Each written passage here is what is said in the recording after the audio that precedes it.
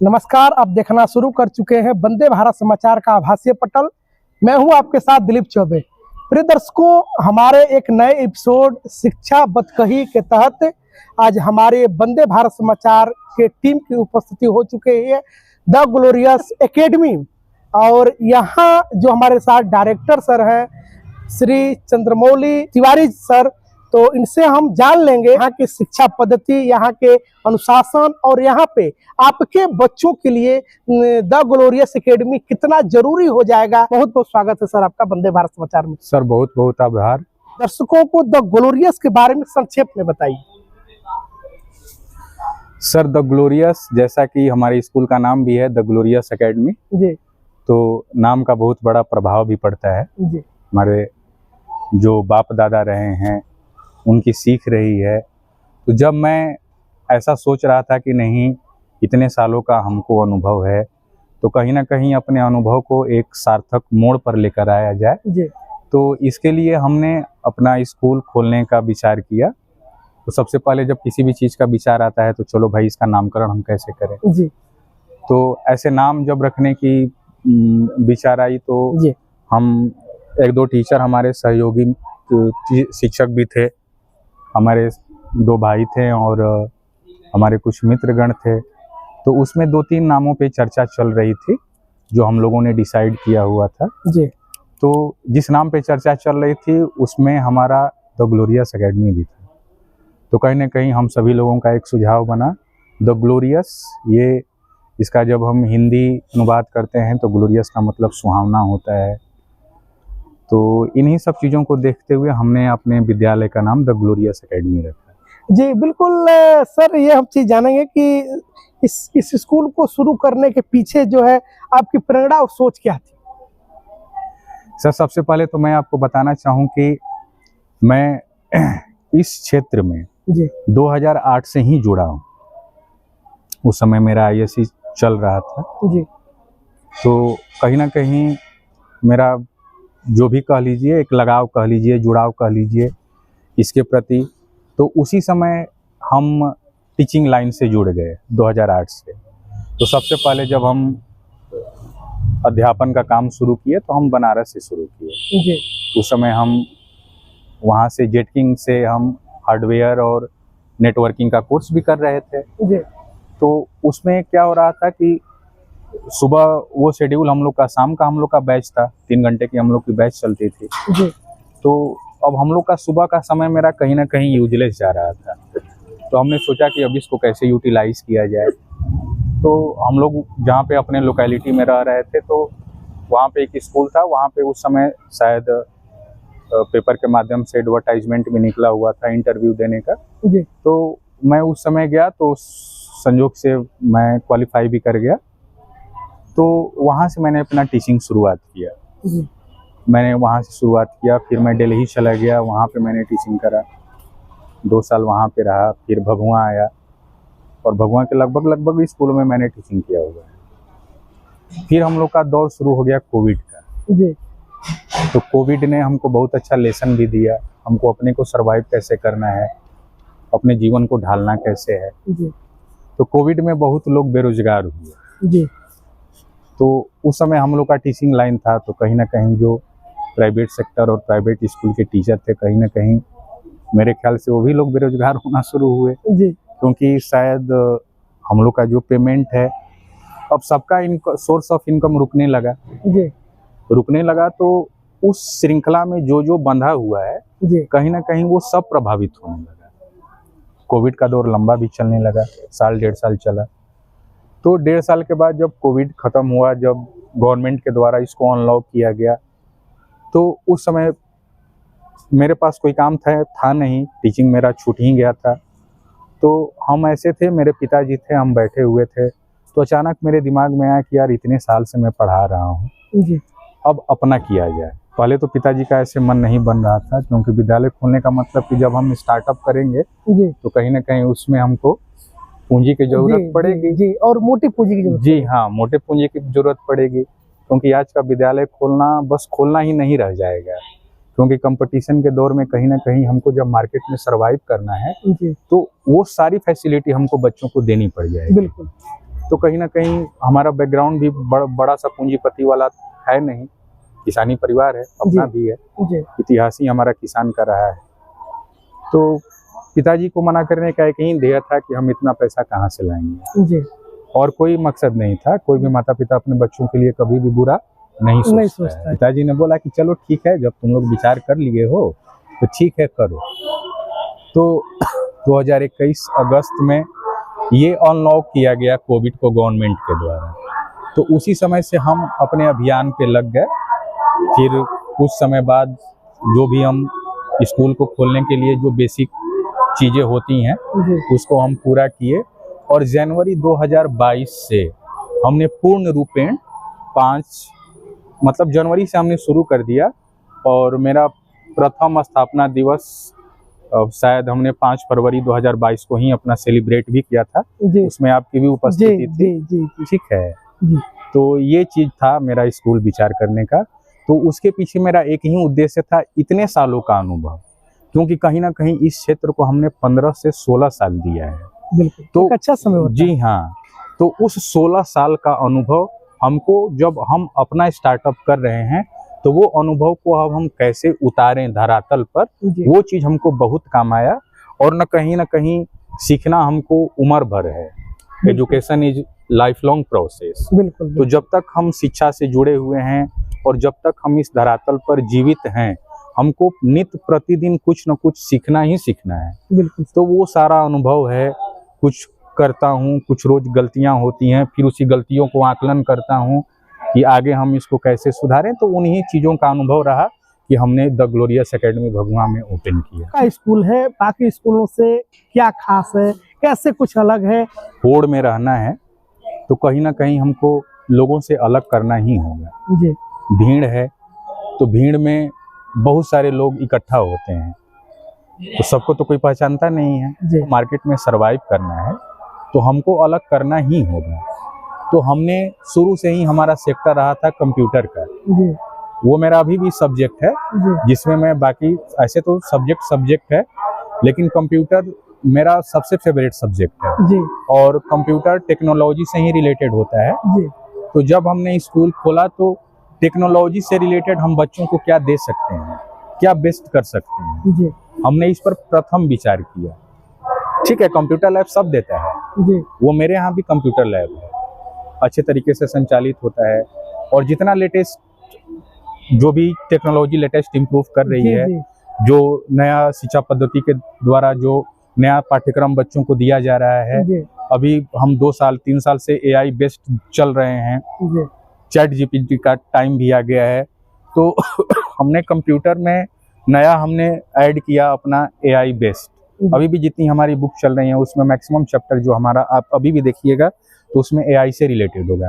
तो ऐसा नहीं है कि सिर्फ हम वो ज्ञान हम अपने बुक में ही रख रहे हैं, नहीं, वो चीज़ हम अपने लैब के माध्यम से भी हम बच्चों को दिखाते हैं। लैंग्वेज हो गया, लैंग्वेज में C हो गया, C++ हो गया, HTML तो हर जगह चलता है, पाइथन हो गया, ये सारे कुछ हम लैब में कराते भी हैं। हमारे टीचर्स भी हैं, वो भी अच्छे तरीके से इसको संचालित करते हैं। कहीं ना कहीं ऐसा लगता है कि नहीं, यहाँ पे हमारी ज़रूरत है या नीड है, तो हम जाते हैं वहाँ, अपने बच्चों को गाइड करते हैं, टीचर को गाइड करते हैं।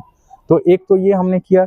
दूसरा, ठीक है, डिजिटल बोर्ड भी सब लोग दे रहा है, मैक्सिमम स्कूल में मैं भी देख रहा हूँ सब डिजिटल बोर्ड चल रहा है।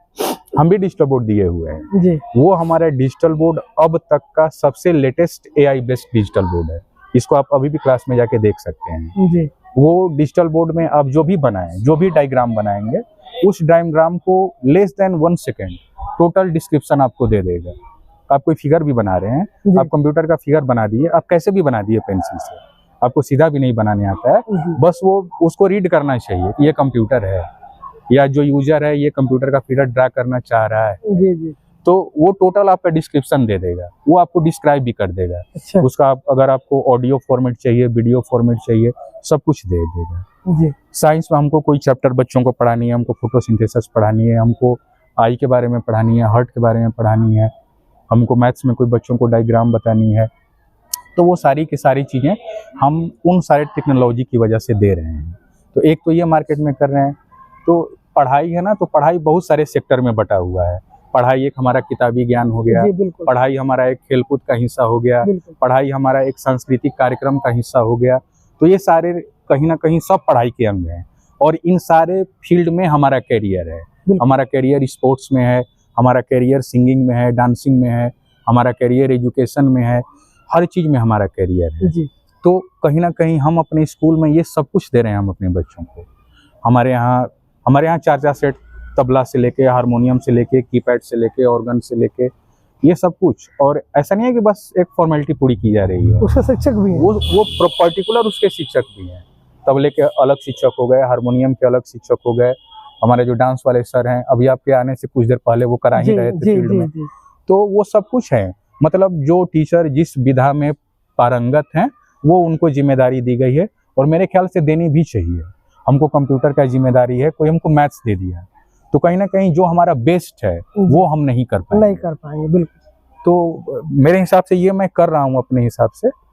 तो और इसको मैं निरंतर करता रहूँगा क्योंकि slow and steady wins the race, ऐसा होता है। कछुए खरगोश की कहानी हमको बहुत कुछ सिखाती है। जी जी बिल्कुल। आप धीरे धीरे ही चलें मगर निरंतर चलें। जो आप कंप्यूटर की जो बारे में बता रहे थे, टेक्नोलॉजी के बारे में जो बता रहे थे, तो एक महान व्यक्ति ने कहा है कि खराब लिखावट अधूरी शिक्षा की निशानी है। हाँ, तो हमारा मानना है कि अगर आपके पास अगर टेक्नोलॉजी की अगर ज्ञान नहीं है तो भी आप अधूरी शिक्षा की निशानी ही इसको माना जाए आज के AI टेक्नोलॉजी के माध्यम। अच्छा, एक चीज और हम इस पे फोकस करना चाहेंगे। जैसे हम स्कूल संचालित कर रहे हैं या आपके जितने भी दर्शक हैं, अगर आपके द्वारा ये वीडियो को देखेंगे जी, और बहुत सारे लोग देखेंगे और देखते भी हैं, आपके व्यूअर भी बहुत ज्यादा हैं जी बिल्कुल, तो बहुत सारे पेरेंट्स भी देखेंगे, बच्चे भी देखेंगे जी।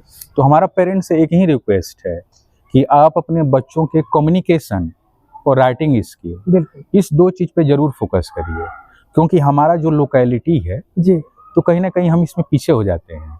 जैसे हम बिहार में हैं तो जैसे वैन है तो हम वैन बोल देते हैं। जी जी बिल्कुल। वॉइस है, हम वॉइस बोल देते हैं। मतलब हम प्रोनाउंसिएशन उनका क्लियर नहीं होता। ये हाँ, जैसे हम क्या है, जैसे मैं दिल्ली गया था, जैसे 2012 में मैं वहां पे रह रहा था तो ठीक है, हम भी वैन बोल रहे थे, वॉइस बोल रहे थे, मतलब हम भी को भ बोल रहे थे और हमारे बिहार में ये बोला जाता है जी, बोला तो जैसे हमारी कैसे पहचान हो जा रही है कि हम बिहार से आ रहे हैं। हम तो कहीं से कोई ऐसा कुछ तो है नहीं कि हम बिहारी हैं, वो मदर टंग ही बता रहा है। क्योंकि हमारी मदर टंग वैसी चली जा रही है तो वहाँ पे हम पहचाने जा रहे हैं कि नहीं, मैं बिहार से बिलोंग कर रहा हूँ। तो हम अपने या आपके सभी दर्शकों को बोलना चाहेंगे कि आपके बच्चे जहाँ भी पढ़ रहे हैं उन बच्चों का कम्युनिकेशन स्किल क्या है और उन बच्चों का राइटिंग स्किल क्या है। आप एक माता पिता होने के नाते इस पर जरूर फोकस करें। और हमारा मानना है सर कि बॉडी लैंग्वेज भी बहुत जरूरी है। तो ये सब कुछ आ जाएगा, ये पर्सनैलिटी डेवलपमेंट से रिलेटेड होता है तो ये तो बहुत जरूरी है। जैसे क्या होता है, जैसे हमारा ही कोई रिलेटिव है, जैसे हमारे रिलेटिव के बच्चे जैसे दिल्ली में रह रहे हैं, पढ़ रहे हैं वहाँ पे, हमारा भी बेटा भगवा में पढ़ रहा है, लेकिन जब वो बच्चे कभी भी किसी, मान लीजिए कोई ओकेजन पे अगर वो बच्चे कभी एक प्लेटफॉर्म पे मिल गए तो दोनों के लैंग्वेज में डिफरेंस मिल जाता है सर। जी बिल्कुल। जैसा कि हमारा आगे का प्रश्न भी यही था सर कि आपका जो विद्यालय, क्योंकि आपने उसका जवाब दे रखा है, हमने हमारा आगे का प्रश्न भी वही था कि आपके स्कूल में पढ़ाई के साथ साथ में संस्कार और अनुशासन पे कितने वर्क किए जाते हैं, कितने काम किए जाते हैं? सर संस्कार तो ठीक है, हमारी विरासत है जी, और कहीं ना कहीं हमको कभी भी संस्कार विहीन होना भी नहीं है क्योंकि अगर हम यही चीज छोड़ देंगे तो कहीं ना कहीं हम अपना अस्तित्व ही भूल जाएंगे। तो पहले तो हम हों, चाहे हमारे बच्चे हों, चाहे हमारे विद्यालय से जुड़े हुए या हमारे समाज में जो भी लोग रह रहे हैं जी, संस्कारवान बनिए, चरित्रवान बनिए। बिल्कुल। तो ये चीज होता है। तो स्कूल है, स्कूल में संस्कार देना बहुत जरूरी है जी, क्योंकि आज के टाइम में कहीं ना कभी क्या होता जा रहा है ना कि मोबाइल का दौर चलने लगा जी, और कहीं ना कहीं मैक्सिमम सभी बच्चे मोबाइल का यूज कर रहे हैं, 99%। हम इसको 99% बोलेंगे जी, क्योंकि अगर एक मेहनत मजदूरी करने वाले भी पिता हैं तो उनके पास ये सेलफोन है। हाँ, मेरे ख्याल से बिल्कुल। ठीक है, तो कहीं ना कहीं बच्चे देख रहे हैं तो जो सेलफोन है उस पर बहुत कुछ चीजें हैं, बच्चा नहीं समझ रहा है ना कि हमारे लिए बेनिफिशियल क्या है जी, हमारे लिए हार्मफुल क्या है। जैसे रील्स का टाइम है सब कुछ अवेलेबल है। जैसे ह्यूमन नेचर होता है कि गलत चीज़ों के प्रति आदमी जल्दी अट्रैक्ट हो जाता है। बिल्कुल। अट्रैक्ट इसलिए होता है कि गलत चीज़ों का त्वरित परिणाम मिलता है, त्वरित परिणाम मिलता है। जी गलत कार्य अगर हम करेंगे तो उसका क्विक रिस्पॉन्स मिलेगा, सही काम का रिस्पॉन्स जल्दी नहीं मिलता है, क्योंकि उसके लिए हमको लंबा प्रतीक्षा करना पड़ता है। जी बिल्कुल। तो एक तो ये रीज़न है सेल फोन। बच्चे दूसरे को कॉपी करने लग रहे हैं। हम क्या हैं, हमारी वास्तविकता क्या है, ये भूलते चले जा रहे हैं। हम दूसरों की नकल करने लग जा रहे हैं। तो वहाँ पे घर पे तो माता पिता और विद्यालय पे सारे शिक्षक, जी ये सबसे अहम योगदान होता है कि हम बच्चों को संस्कारहीन न होने दें। जी बच्चा कहीं रास्ता भटक रहा है तो शिक्षक का काम ही होता है पथ प्रदर्शक का। जी बिल्कुल। तो वो हमको आजीवन, या जब तक हम इस फील्ड में जुड़े हुए हैं तब तक हम अपनी कामों को उतनी ही ईमानदारी, निष्ठा और मेहनत से करते रहें। मन में क्या इच्छाएं रहती हैं कि जिन बच्चों को हम सींच रहे हैं उन बच्चों को कहाँ देखना चाहते हैं? सर रह गई बात देखने की, तो सर जैसे जैसे पहले पिता पे आते हैं, जी ठीक है।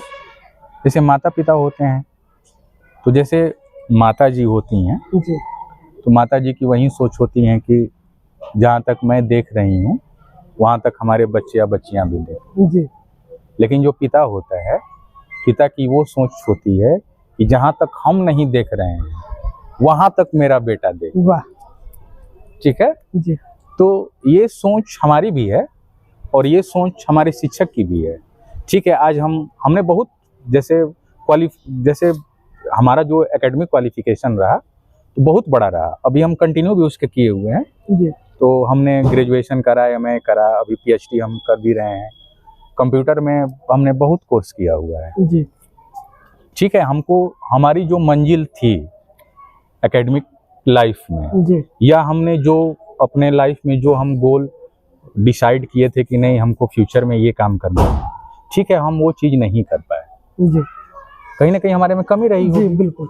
तो उस कमी को मैं जान रहा हूँ ना, और आदमी को अपने कमियों के बारे में पता होना चाहिए। बिल्कुल। तो उस कमी को हमको पता कहा है जाता है कि जो सफल जितना नहीं बताएगा उतना हाँ, फेलुअर बता देगा। फेलियर बताता है। तो असफलता में ही सफलता की कुंजी छुपी हुई है। कुंजी छुपी होती है। जी ठीक है। तो हमको पता है कि आज के टाइम में हमको क्या क्या चीज करना चाहिए, हमको अपने बच्चों को क्या नया देना चाहिए। जी बिल्कुल। ठीक है। हम इस लाइन में हम आए, ठीक है। नियति को जो तय होता है जी वही चीज होता है। तो कहीं ना कहीं अगर हम वो चीज कर लिए रहते तो आज हम यहाँ पे नहीं हाँ जुड़े यहाँ रहते। नहीं रह तो पाते। हमको ये सेवा करने का मौका कैसे मिलता है? ठीक है। नियति को जो पसंद आता है जी सर हाँ, वही वही होता वही है। होता है। जी आप अभिभावकों से किस प्रकार का सहयोग चाहते हैं और उस सहयोग के माध्यम से क्या संदेश देना चाहते हैं उन अभिभावकों को?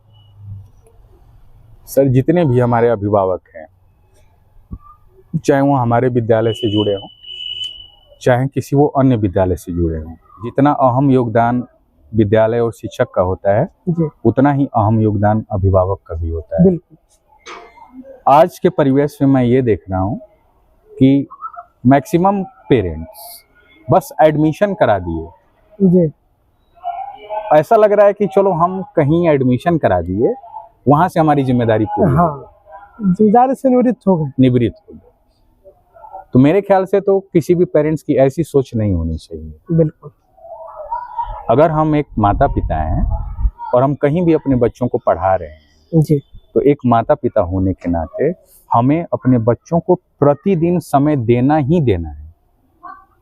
उसे आपको 2-3 बेनिफिट मिलेंगे। जी पहला बेनिफिट कि विद्यालय में हो क्या रहा है वो पेरेंट्स घर बैठे जज करेगा। जी बिल्कुल। स्टूडेंट डायरी होती ही है, बिल्कुल। सब्जेक्ट मेंशन हो ही रहा है डे वाइज, स्टेट वाइज। तो आज टीचर्स क्या पढ़ाए, क्या होमवर्क दिए, चेक किए कि नहीं किए, लर्न करने के लिए दिया गया तो वो पूछे कि नहीं पूछे। जी तो एक तो वो चीज पेरेंट्स वॉच करेंगे। जी दूसरा उनका बच्चा टास्क बना रहा है कि नहीं बना रहा है। जी अगर टास्क बनाया तो अगले दिन टीचर उसको चेक किया कि नहीं किया। बिल्कुल। ये चीज वो पेरेंट्स को वहां से वो घर बैठे जान पाएंगे। ठीक है। जो आज के लगभग पेरेंट्स ये चीज नहीं कर पा रहे हैं, उनको ऐसा लग रहा है कि चलो हमने विद्यालय में दाखिला करा दिया और यहाँ से हमारी जिम्मेदारियां पूर्ण हो गई। एक चीज और हमारी अभिभावक से शिकायत है, ठीक है जी शिकायत ये है कि जैसे सभी विद्यालयों में पीटीएम होता है, जी। हमारे विद्यालय में भी होता है। जी हमको तो हर जगह का नहीं पता है कि वहाँ पे पेरेंट्स की प्रेजेंसी या मेजोरिटी क्या हो रही है, जी लेकिन मैं अगर अपने यहाँ की बात करूँ तो जी। मेरे यहाँ लगभग 20% पेरेंट्स ही प्रेजेंट होते हैं। तो कहीं ना कहीं हम इस चीज़ों से बड़ा नाखुश रहते हैं। पीटीएम का मतलब ही होता है पेरेंट्स टीचर मीटिंग, जी बिल्कुल और वो पीटीएम कहीं ना कहीं स्टूडेंट और पेरेंट्स से ही रिलेटेड होता है। बिल्कुल। हमको अगर किसी भी पेरेंट्स से बात करना हो एज अ प्रिंसिपल और एज अ डायरेक्टर, तो हम प्रतिदिन बात कर सकते हैं। जी बिल्कुल। प्रतिदिन शिक्षक बात नहीं कर सकते हैं, नहीं कर सकते। प्रतिदिन सब्जेक्टिव टीचर बात नहीं कर सकते हैं। जी बिल्कुल। तो जैसे महीने 2 महीने पे पेरेंट्स टीचर मीटिंग का ऑर्गेनाइज किया जाता है, तो उसमें पेरेंट्स नहीं आ पाते हैं। कभी कभी हम लोग को ऐसा लगता है कि चलो वीकडे है, कोई पेरेंट्स जॉब कर रहा है, कोई वर्क कर रहा है, कोई अपने प्रोफेशन में बिजी है, जी तो हमने मैक्सिमम पीटीएम संडे को रखा है। जी। संडे को और हमारा बुरा हाल हो जाता है। संडे के दिन और लोग नहीं आ पाते हैं। तो हम लोग क्या करते हैं कि हम लोग को भी एक संडे की ही छुट्टी मिलती है, तो वो लोग भी हम लोग बच्चों के लिए ही अर्पित कर देते हैं कि चलो हमको एक संडे ना ही सही, कम से कम हमारे पेरेंट्स तो हमारे पास आ जाएंगे। बच्चों से संबंधित हमारी क्या शिकायतें हैं, पेरेंट्स की स्कूल के प्रति या मैनेजमेंट के प्रति या विषय के प्रति क्या शिकायत है, कम से कम आदमी जब एक टेबल पे बैठता है तो ये सारी बातें होती हैं उस समय। और खास बात ये रहती है कि उस समय विद्यालय के सभी शिक्षक हाजिर रहते हैं, चाहे वो किसी भी सब्जेक्ट के, वो सभी शिक्षक उस दिन मिलते हैं और उसी सुनहरे अवसर को पेरेंट्स गवा देते हैं। और सर हमारा मानना होता है कि जो बच्चों का जो आकलन जो दिन प्रतिदिन कर रहे होते हैं अभिभावक, अगर उसको उस समय कॉपी पे अपने नोट डाउन कर ले, बिल्कुल तो उस समय जो टीचर पेरेंट्स जो मीटिंग हो तो उसमें वो अपने चीजों को रखेंगे, तो वो टीचर को भी सुधार मिलाएंगे और डायरेक्टर भी उस पर निगाह देंगे और उनके बच्चे के लिए भविष्य के लिए बहुत बढ़िया हो जाएगा। सर ये चीज जैसे हमारे यहाँ हो रहा है, जैसे हम क्लास में मैथ्स पढ़ा रहे हैं, जैसे हम क्लास 7 में गए मैथ्स पढ़ाने, मान लीजिए 7 में हमारे पास 35 स्टूडेंट है, तो जैसे एज ए टीचर हम 35 स्टूडेंट का रिकॉर्ड बना के रखे हुए हैं कि वो 3500 बच्चे का क्या वो है रिस्पॉन्स है हमारे सब्जेक्ट में, कौन बच्चे कितना अच्छा कर रहे हैं, कौन बच्चे मीडियम जा रहे हैं, कौन बच्चे एकदम लोअर कैटेगरी में चलते चले जा रहे हैं, तो उसका टोटल रिकॉर्ड हमारे पास बना हुआ है। तो कोई बच्चा क्या होता है कि जैसे किसी सब्जेक्ट में जब कमजोर पढ़ने लगता है, तो उस समय हम लोग पेरेंट्स को फोन कॉल करते हैं, पेरेंट्स को बुलाने के लिए। पीटीएम के अलावा की बात कर रहा हूँ कि सर थोड़ा सा आपसे बच्चों से संबंधित हमको बात करनी है, सर कृपया कर आप कल विद्यालय आ जाए। वहाँ भी हमको पेरेंट्स का सहयोग नहीं मिल पाता है, तो ये हम सभी पेरेंट्स को बोलेंगे ठीक है, ये हमारा कंप्लेन है और हम गुजारिश करेंगे हम अपने सभी अभिभावक से जो आपके माध्यम से हमको देख रहे हैं कि कम से कम आप पीटीएम में जरूर विद्यालय जाएं। आपके पास बच्चों की स्कूल स्टूडेंट डायरी है, उसमें एक पेज होती है पेरेंट्स कंप्लेंट की, आप उसमें लिखा करें कंप्लेंट, और लिखना ही नहीं है, नेक्स्ट डे आप उसको चेक करिए उसका रिस्पॉन्स हमको क्या मिल रहा है, मिला है कि नहीं, स्कूल उसको वॉच किया कि नहीं, वॉच किया तो उसका हमको रिप्लाई किया कि नहीं। तो ये चीज हमारे यहाँ नहीं हो पाता है सर, बस से जब लास्ट में इकट्ठा सब आते हैं तो सर ये नहीं हो रहा है तो वो नहीं हो रहा है। बिल्कुल तो नहीं, ध्यान जब छोटी छोटी चीजों को शुरू से देखेंगे तो वो बड़ी चीजें नहीं बन पाएंगे। बिल्कुल सर, जैसा कि हम ये आपसे चाहते हैं कि आपके स्कूल का जो एडमिशन है वो कब से होने वाले हैं और उसके क्या प्रोसेस है, थोड़ा हमें दर्शकों को बता देने का काम। तो हम सभी अपने दर्शकों को और आपके दर्शकों को हम बताना चाहें कि द ग्लोरियस एकेडमी भभुआ ये सुंदर नगर कॉलोनी हवाई अड्डा के पास स्थित है। यहाँ पे क्लास 4 से लेकर 10th तक की पढ़ाई की जा रही है, और एक हमारा ब्रांच भूपेश गुप्त कॉलेज के बगल में है, उसका भी नाम द ग्लोरियस एकेडमी किड्स है, वो स्पेशली किड्स ब्रांच है। वहाँ पे क्लास पीजी से लेकर 3 तक के बच्चों की पढ़ाई की जा रही है।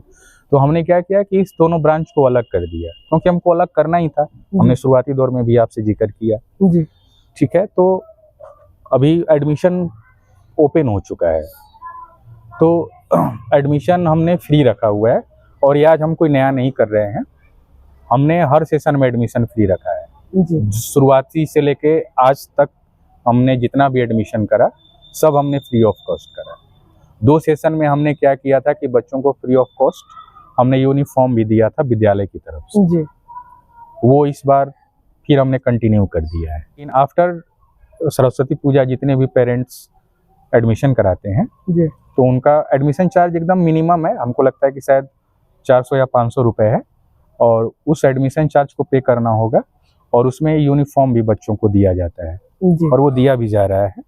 तो ये चीज़ है। दूसरा चीज़ हम ये बताना चाहेंगे, री एडमिशन प्रोसेस जी कहीं ना कहीं मेरे हिसाब से ये पेरेंट्स पर इकोनॉमिकल बर्डन है, बिल्कुल मेरे हिसाब से। अब इसमें बहुत सारे लोग का अलग अलग ओपिनियन होगा, जी तो वहाँ से हमारा कोई लेना देना नहीं है। तो मेरे ख्याल से ये होना चाहिए कि जब हम स्कूल में एडमिशन करा लिए जी तो हर साल की इस चीज़ का री एडमिशन प्रोसेस, जी ये मेरा ओपिनियन है, जी बिल्कुल तो मैं अपनी ही बात करूंगा। जी तो ये री एडमिशन हमारे यहाँ नहीं है, हमेशा के लिए नहीं है। जब आप एक बार आप एडमिशन करा लिए तो आप जितने सेशन तक हमारे यहाँ रह रहे हैं उतने सेशन तक सिर्फ और सिर्फ आपको मंथली फी पे करना है। जी तीसरा चीज़ हमने पेरेंट्स को फ्री रखा हुआ है। जितने भी एडिशनल चार्ज हैं, जी बहुत जगह मैं देखता हूँ कंप्यूटर लैब चार्ज, तो इलेक्ट्रिसिटी चार्ज, तो डेवलपमेंट चार्ज, जी तो एमिनिटी चार्ज, तो ये सब चीज़ हमारे यहाँ नहीं है। मतलब जैसे आप एक बार हमारे यहाँ एडमिशन करा लिए तो सिर्फ आपको मंथली फ़ी, और अगर आप ट्रांसपोर्ट से आ रहे हैं तो आपको ट्रांसपोर्ट चार्ज पे करना होगा। जी कितना किलोमीटर तक का क्या चार्ज है ट्रांसपोर्ट? सर अगर भभुआ के हमारे पेरेंट्स हैं जी तो भभुआ और अखलासपुर विलेज जी इसका 400 ट्रांसपोर्ट चार्ज है, और जो भी गांव से रिलेटेड है तो मतलब मैक्सिमम चार्ज हमारा 1000 रुपीज़ है। जी तो इसमें हमारे भगवानपुर से लेके जद्दूपुर और अमाड़ी से लेके इधर दतिगांव और मुकरी से लेके जी मतलब 10 किलोमीटर तक के दायरे तक ही हमारे बच्चे हैं। और मेन चीज़ है कि इससे ज़्यादा हम दायरे में जाना भी नहीं चाहते हैं, जी क्योंकि बच्चों को टाइम से घर छोड़ना मेरे हिसाब से सबसे बड़ी प्राथमिकता होनी चाहिए। बिल्कुल बिल्कुल ठीक है, तो बच्चे को हम सुबह में ला रहे हैं, तो सुबह में लाने का मतलब बच्चे हैं ना, ठीक है, वो हमसे कह नहीं रहे हैं कि सर कब हमको घर भेजिएगा। हाँ लेकिन चाहत तो रहती है, चाहत तो रहती है, क्योंकि जब छुट्टी होती है ना तो सबसे पहले बच्चों को घर याद आता है, घर याद आता है। कितना जल्दी हम घर पहुंच बिल्कुल। जाएं। तो ये अब वहाँ पे स्कूल की वो प्राथमिकता होनी चाहिए कि जितने भी हमारे ट्रांसपोर्ट वाले बच्चे हैं हम एक मैनेज करें जी कि वो हमारे बच्चे विदिन आधे घंटे वो हमारे सभी बच्चे अपने घर के लिए प्रस्थान कर जाएं। तो कहीं ना कहीं इन सारे सोच को रखते हुए हमने लॉन्ग डिस्टेंस गया भी नहीं और हमको फ्यूचर में रखना भी नहीं है। जी जी तो सर लास्ट में चलते चलते आपसे हम यही जानना चाहेंगे कि आने वाले 5 सालों में आप ग्लोरियस को कहाँ देखना चाहते हैं? सर ख्वाहिश तो आसमान छूने की है। आने वाले 5 साल ठीक है, वो तो भविष्य की बात हो गई। जी तो ग्लोरियस को मैं ग्लोरियस बनाना चाहता हूँ, ये हमारा ध्येय है। और जब मैं स्कूल भी ओपन किया तो हमारा यही मोटिव है। मोटिव उस समय भी था कि नहीं हम मार्केट में रहें तो हम एक अलग इमेज लेके रहें, हमारा स्कूल रहे तो वो नाम के साथ साथ वैसा काम भी करे।